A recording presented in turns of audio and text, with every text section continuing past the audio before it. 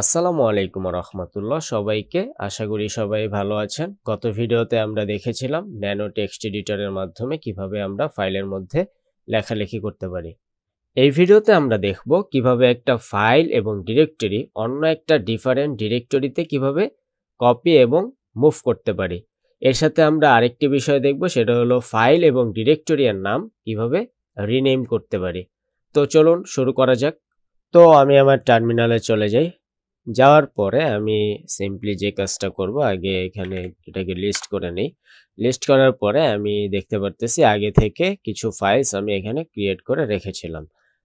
তো আমি এখন চাচ্ছি যে এইখান থেকে একটা ফাইল, তো আমি ধরি যে এই test1.txt এই ফাইলটাকে আমি একটা ডিরেক্টরি আলাদা আরেকটা ডিরেক্টরিতে আমি মুভ করতে।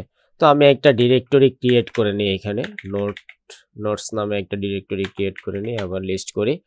তো আমি চাচ্ছি এই test1.txt কে এই নোটস যে ডিরেক্টরিটা এটাতে মুভ করতে। তো এর জন্য আমরা যে কমান্ড ব্যবহার করব সেটা হলো এমভি কমান্ড। এমভি কমান্ডের ম্যানুয়াল যদি আপনাদেরকে দেখাই, যে এমভি এটা মানে হলো মুভ বা রিনেম। আমরা ফাইল রিনেম এবং মুভ করার জন্য এই কমান্ড ব্যবহার করে থাকি। তো এখন এমভি কমান্ড দেওয়ার পরে আমি আমার ফাইলের নামটা দিব। তো ফাইলের নাম test1.txt। এরপরে যেটা দিব সেটা হলো আমার ডিরেক্টরির নাম বা ডিরেক্টরির প্যাথ। এখন যদি আমি ইন্টার দিই, তো এরপরে আমি আবার লিস্ট করি। লিস্ট করার পরে দেখতে পারতেছি যে সেই test1.txt সেই ফাইলটা কিন্তু আর এখানে নেই। তো এখন আমি যদি সিম্পলি এখানে চেঞ্জ ডিরেক্টরি করে এই যে নোটস যে ডিরেক্টরিটা এটাতে যাই, যাওয়ার পরে এখন যদি আমি আবার লিস্ট করি, তো আপনারা দেখতে পাচ্ছেন এটা কিন্তু এখানে চলে আসছে। তার মানে মুভ করার জন্য আমরা এমভি কমান্ড ব্যবহার করব, তারপরে ফাইলের নামটা দিব, নামটা দেওয়ার পরে সেই ডিরেক্টরি যে প্যাথ সেটা আমি দিব। এখন আমি চাই যে এই নোটস যে ডিরেক্টরিটা আছে এটা থেকে আমি আবার আগের জায়গায় এই ফাইলটাকে মুভ করতে। তাহলে আমি কি করব, সেটার জন্য আমি আবারও এমভি কমান্ড ব্যবহার করব। দেওয়ার পরে তারপরে টেস্ট যে 1.txt এইটা দিব। দেওয়ার পরে আমি যদি এখন ডট ডট দেই, তাহলে কিন্তু সেটা আগের প্যাথে চলে যাবে। তো আপনারা হয়তো বুঝতে পারছেন যে ডট ডট অর্থাৎ একটা ডট আমার এই কারেন্ট ডিরেক্টরি ডিনোট করে এবং দুইটা ডট অর্থাৎ আমার এক লেভেল পিছনের যে ডিরেক্টরি এইটা। তার মানে আমি যদি এখন ডট ডট দিই, তার মানে আমার এক লেভেল পিছনের যে ডিরেক্টরিটা এইটা ইন্ডিকেট করতেছে। তো এখন আমি এটাতে যদি ইন্টার দিই, ইন্টার দেওয়ার পরে এখন যদি আবার এটাতে লিস্ট করি, দেখেন এই ফাইলটা এখানে নেই। এখন আমি যদি আবার আগের আমার এক লেভেল আগের ডিরেক্টরিতে যাই, তো এখন এটাতে যদি আবার লিস্ট করি, লিস্ট করার পরে এখন দেখতে পারতেছেন যে সেই test1.txt যে ফাইলটা এটা কিন্তু আবার এখানে চলে আসছে। এখন আমি আবারও যে কাজটা করব সেটা হলো সিডি অর্থাৎ চেঞ্জ ডিরেক্টরি, এটা দিয়ে আমি আবার সেই নোটস যে ডিরেক্টরিটা আছে এটাতে গেলাম। যাওয়ার পরে এখন আমি চাচ্ছি যে আমার এই এক লেভেল আগের ডিরেক্টরি থেকে এই test1.txt এইটা নোটস যে এখন যে বর্তমান যে ডিরেক্টরিতে আছে এইটাতে আবার নিয়ে আসতে। তো এটার জন্য কি করব, মুভ কমান্ড দিব। দেওয়ার পরে আমি আমার এক লেভেল আগের ডিরেক্টরিতে যাব। এক লেভেল আগের ডিরেক্টরিতে যাওয়ার জন্য ডট ডট, তারপরে আমি এখানে আমি test1.txt এই ফাইলটা দিলাম।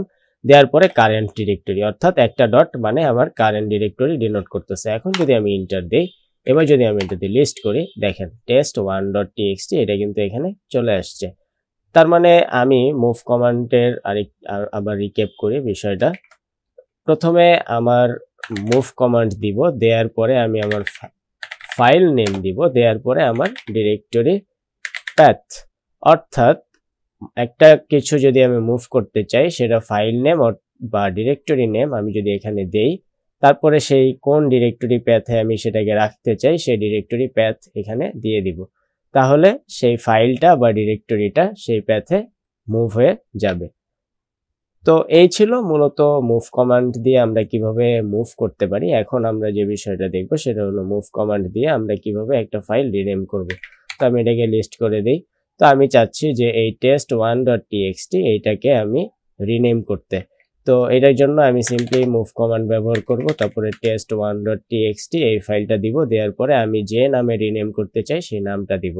কারণ আমি এখন এই নামটা দিয়ে দিলাম নোটস, যেহেতু notes.txt এই নামে ফাইলটা আমি রিনেম করব। এখন যদি ইন্টার দিই, এখন যদি এলএল দিই, দেখেন ফাইলের নামটা কিন্তু রিনেম হয়ে গিয়েছে। তার মানে আমি যদি কোনো কিছু রিনেম করতে চাই, অর্থাৎ ফাইল বা কোনো ডিরেক্টরির নাম যদি রিনেম করতে চাই, তাহলে আমার সিম্পলি মুভ কমান্ড দিব, দেওয়ার পরে আমার ফাইলের নামটা দিব বা ডিরেক্টরির নামটা দিব, দেওয়ার পরে আমার রিনেম করা যে নামটা সেটা আমি দিব। এভাবে আমি একটা ফাইল বা ডিরেক্টরির নাম আমি রিনেম করতে পারি। তো আমি এখানে একটা ডিরেক্টরির নাম ক্রিয়েট করি, তো ডিরেক্টরির নাম দিয়ে দিই mydir, তো ll দেই। দেখেন mydir নামে একটা ডিরেক্টরি ক্রিয়েট হয়ে গিয়েছে। এখন আমি মুভ কমান্ড ব্যবহার করব, দেওয়ার পরে তারপরে আমি আমার ডিরেক্টরির নামটা দিব, দেওয়ার পরে ডিরেক্টরি যে নামটা এখানে আমি দিয়ে দেই udir, অর্থাৎ এই নামে আমি রিনেম করতে চাই। এখন যদি ইন্টার দিই আবার ll দেই, তো ll দেওয়ার পরে আপনি দেখতে পারতেছেন যে এই mydir নামটা চেঞ্জ হয়ে udir নামে সেভ হয়ে গিয়েছে। অর্থাৎ আমি মুভ কমান্ডের মাধ্যমে এইভাবে একটা ফাইল বা ডিরেক্টরির নাম রিনেম করতে পারি। এখন আমরা যে কমান্ডটা দেখব সেটা হলো সিপি। তো এই কমান্ডেরও আমি ম্যানুয়াল দেখাই আপনাদেরকে, যে সিপি অর্থাৎ কপি ফাইলস অ্যান্ড ডিরেক্টরিজ, অর্থাৎ আমি এটা দিয়ে কোনো ফাইল বা ডিরেক্টরিকে আমি এক স্থান থেকে আরেক স্থানে কপি করতে পারি। তো কপি কমান্ডের আমি একটু যে শর্টে একটা ব্যবহার দেখাই, সেটা হলো আমি যদি এই নোটস যে টিএক্সটি ফাইলটা আছে এটাকে আমি কপি করতে চাই, তো কপি করে আমি চাচ্ছি আলাদা নামে সেভ করতে, আমি সেটাও করতে পারবো। তো ধরেন আমি আলাদা একটা নাম দিলাম যে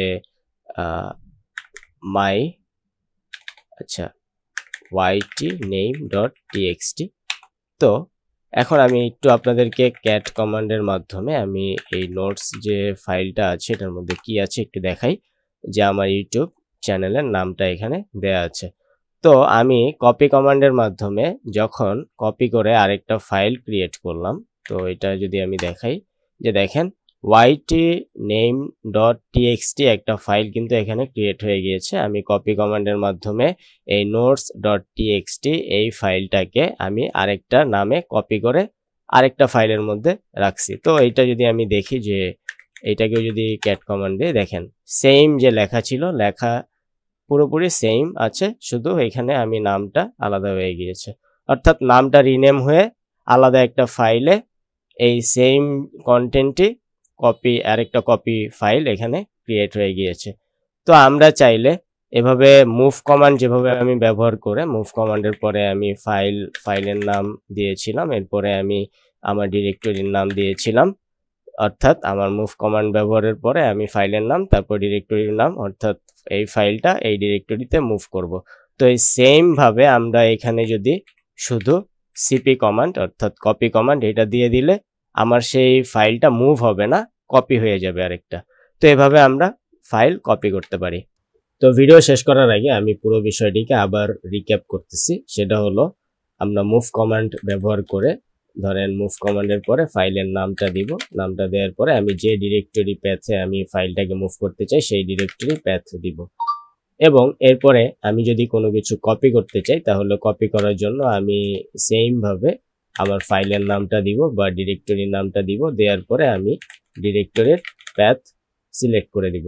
এবং কোনো কিছু যদি আমি রিনেম করতে চাই তাহলে রিনেম করার জন্য মুভ কমান্ড ব্যবহার করব, মুভ কমান্ড ব্যবহার করার পরে আমার ফাইলের নামটা দিব, দেওয়ার পরে আমি যে নামটা দিয়ে রিনেম করতে চাই সেই রিনেম করা নামটা এখানে দিব।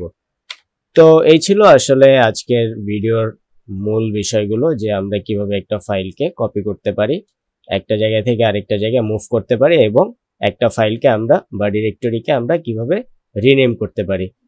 তো আজকের ভিডিও এই পর্যন্তই, আশা করি সবাই ভালো থাকবেন। আসসালামু আলাইকুম ওয়া রাহমাতুল্লাহ, আল্লাহ হাফেজ।